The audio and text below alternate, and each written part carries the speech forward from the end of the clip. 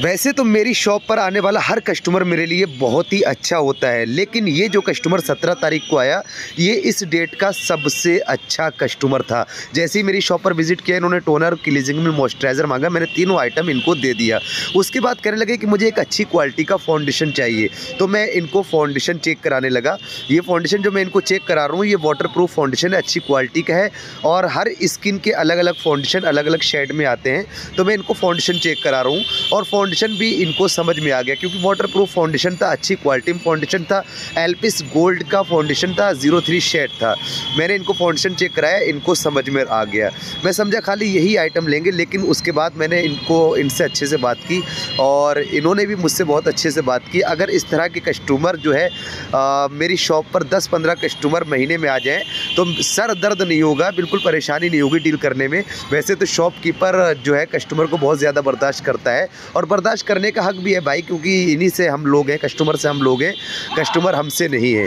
अगर हम कस्टमर की इज़्ज़त नहीं करेंगे तो फिर कस्टमर हमारी शॉप पर आएंगे नहीं, और जब हमारी शॉप पर नहीं आएंगे तो हम सर पे हाथ रख कर बैठे रहेंगे कि भैया कस्टमर क्यों नहीं है, कस्टमर क्यों नहीं है। तो भाई जितने अच्छे से आप कस्टमर डील करोगे उतनी अच्छी आपकी सेल होगी। मार्केट में बहुत सारे शॉपकीपर हैं, कुछ शॉपकीपर बहुत ज़्यादा इरिटेट हो जाते हैं कस्टमर के साथ, बहुत ज़्यादा हाइपर हो जाते हैं कस्टमर के साथ। ऐसा नहीं करना चाहिए यार। आपका काम है प्रोडक्ट दिखाना, प्रोडक्ट क्या है, प्रोडक्ट कैसा है, ये सब बताना आपका काम है।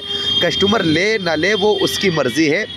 काफ़ी बार ऐसा होता है कि भाई 10-10 हज़ार रुपये का सामान हम लोग निकाल के रख देते हैं कस्टमर के सामने, बिल तक बन जाता है, उसके बाद भी वो कस्टमर नहीं लेते। उसके बाद भी हमारे अंदर इतना ज़्यादा पेशेंस है, इतना ज़्यादा सब्र होता है कि हम बर्दाश्त करते हैं। कोई बात नहीं भाई, टाइम बर्बाद हुआ, इनकी वजह से दूसरे कस्टमर भी चले गए, उनको हम डील नहीं कर पाए, लेकिन कोई बात नहीं भाई, ये गए तो दूसरा आएगा, आज नहीं आएगा तो कल आएगा। तो पेशेंस होना बहुत ही इम्पोर्टेंट है। अगर आप एक अच्छे बिजनेसमैन बनना चाहते हैं तो आपके अंदर सब्र नाम की ताकत होनी चाहिए। अगर आपके पास सब्र नाम की ताकत नहीं है तो कभी भी आप बिज़नेस नहीं कर सकते हैं।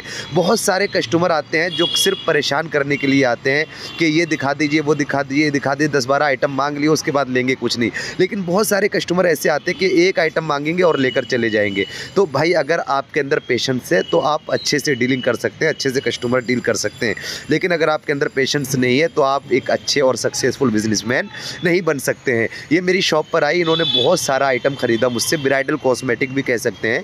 ब्राइडल कॉस्मेटिक में सारा आइटम जो भी आता है सब इन्होंने मुझसे लिया। Eyeliner, mascara, kajal, eye shadow, highlighter, blusher, face powder, जो भी प्रोडक्ट आते हैं सब ब्राइडल कॉस्मेटिक ये मुझसे ख़रीदी हैं और मैंने इनका बिल भी बनाया। इनका बिल बहुत बड़ा बनाता है, लेकिन जो है भाई बिहेवियर अच्छा हो तो दुकानदार खुद कम कर देता है, या दुकानदार का ही बिहेवियर अच्छा होना चाहिए और कस्टमर का बिहेवियर अच्छा होना चाहिए, तो डिस्काउंट खुद ब खुद मिल जाता है। तो इनका 5700 रुपये का बिल बनाता है, लेकिन आफ्टर डिस्काउंट इन्होंने कहा मुझ पर 3500 रुपये हैं।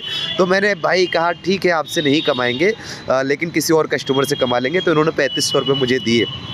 ये देखिए मैं इनको आई शेडो दिखा रहा हूँ। तो कहने का मतलब ये है कि भाई जितने अच्छे से आप कस्टमर को डील करेंगे उतने ही ज़्यादा आपकी शॉप पर एनी टाइम कस्टमर भरे रहेंगे।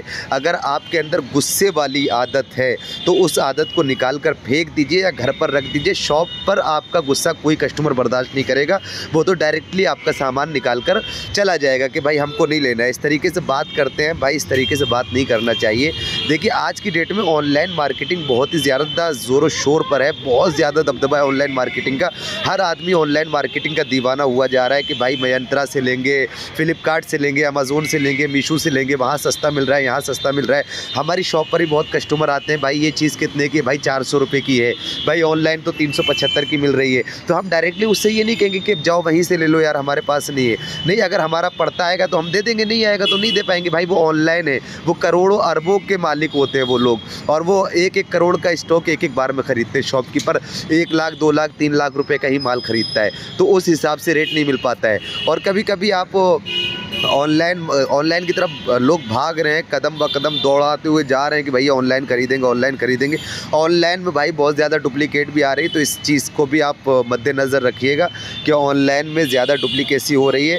उस दिन एक बंदा आया मेरे पास, जो 300 ml जैस्मिन ऑयल आता है वो मेरी शॉप पर 137 रुपये का है, और उसने वही जो है जैस्मिन ऑयल ऑर्डर किया, मेरे सामने किया और मुझे दिखाया भी, तो वो 170 रुपये का है। यानी 300 ml वो भी था और 300 ml ये भी था।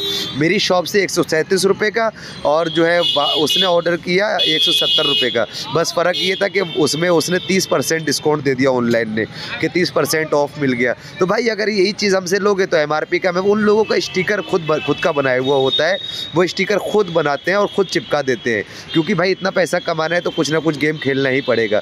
लेकिन फिर भी उसके बावजूद भी ऑनलाइन मार्केटिंग चल रही है। उसकी वजह ये है कि अगर आपने कोई प्रोडक्ट आप मंगाया और आपकी समझ में नहीं आया तो आप उसको वापस कर सकते हैं, रिप्लेसमेंट का ऑप्शन देते हैं। लेकिन शॉप पर भी ये ऑप्शन होता है, लेकिन हर किसी शॉप पर ये ऑप्शन नहीं होता है। तो ये ऑप्शन होना बहुत ज़रूरी है। अगर कोई कस्टमर आपसे सामान लेकर जा रहा है और कुछ दिन बाद उसकी समझ में नहीं आ रहा है कि भाई नहीं यार ये सामान मुझे समझ में नहीं आया और मैं इसको वापस करना चाहता हूँ, तो भाई वापस कर लो। अगर बिकने वाला आइटम है तो वापस कर लो, आप किसी और कस्टमर को बिकवा देना जो उसको पसंद करे। लेकिन भाई लेकिन पैसा देने का उसूल किसी शॉप पर नहीं होना चाहिए। पैसा वापस नहीं मिलता है कहीं पर भी, और पैसा तो हम भी वापस नहीं करते भाई। अगर आपने फेयर लवली ली है, आपको समझ में नहीं आ रहा है तो आप 65 रुपये की जो फेयर लवली ली है आपने, वो उससे कुछ और ले लीजिए उसके बदले में 65 रुपये का, लेकिन पैसा वापस नहीं होता है। तो भाई अगर आप कस्टमर से अच्छे से पेश आएंगे, कस्टमर से अच्छे से डील करेंगे तो आपकी शॉप पर कस्टमर रहेंगे। और अगर सामान कोई अनयूज़ है वो वापस करना चाहता है तो वापस कर लीजिए भाई, इसमें कोई बुराई नहीं है। वो नहीं लिया है तो वो जो है किसी और को आप प्रोडक्ट बेच सकते हैं। अगर अनयूज़ है, अच्छी क्वालिटी का, तो वो किसी और को बेच सकते हैं। ऐसा नहीं है कि भाई आपका प्रोडक्ट बिकेगा नहीं, लेकिन हाँ यूज़ वाला आइटम वापस नहीं होगा भाई, किसी भी हाल में नहीं होता। क्योंकि अगर आपने यूज़ कर लिया उसके बाद आप वापस करने आ रहे हैं तो फिर वापस होने में प्रॉब्लम होती, क्योंकि वो दोबारा बिकता नहीं है। अगर अनयूज़ आइटम है तो आप उसको जो है वापस कर सकते हैं, प्लस पैसा नहीं मिलेगा। रिजवी कॉस्मेटिक शॉप का उसूल ये है, और हर शॉप पर यही उसूल होना चाहिए।